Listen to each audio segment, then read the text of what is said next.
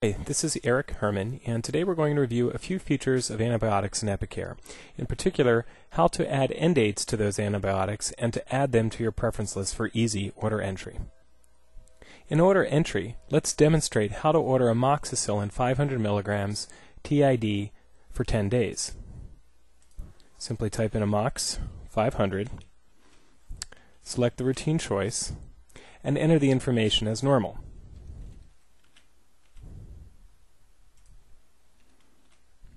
At this point, notice that there is no information that's populated into the end date. To do this, you have one of two methods. You can specify the number of days or doses. In this case, we'll do 10 days. And notice that the end dates are automatically brought into it. In this case, it would be 10 days from the start date of March 23rd, which is April 2nd. The other option is to go in the reverse direction by adding the number of end date first by S plus 10. Which S is for start and 10 equals 10 days. And that'll again populate the correct number of days, and the correct end date will automatically be calculated. But please be aware that this also does include a suffix at the end of the SIG specifying the number of days. If this is a medication that you routinely order, it would be great to add it to your personal preference list so it could easily be recalled and all the information that you just spent the time and energy entering would automatically be populated. Let's demonstrate how to do this. Simply, over the medication display summary, right-click, select Add to your preference list for medications. At this point, you have the ability to give it a display name which you wish. So in this case, I'll choose amoxicillin, or amox 500 for 10 days. And I even have the ability to add a clinical indication, such as otitis.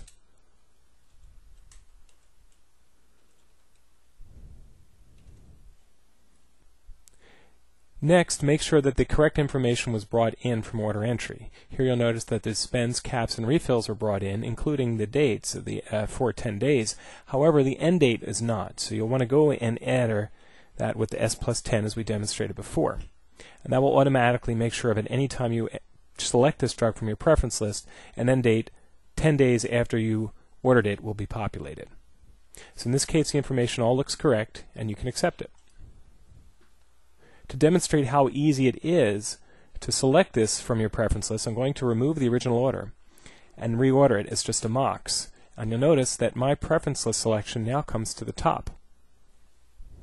Once it's selected and you review the detail, you'll see that all that information that you entered previously is now automatically populated, including the correct calculation of end dates. If we wanted to, we could also just name the clinical indication. And you'll notice that, again, it comes up through that naming convention.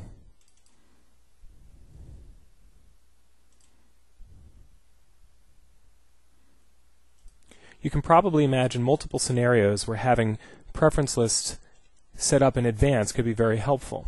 For example, here I have for Cipro 250 for 3 days or 10 days. And then once selected, all the correct information that I wish it to have is automatically populated.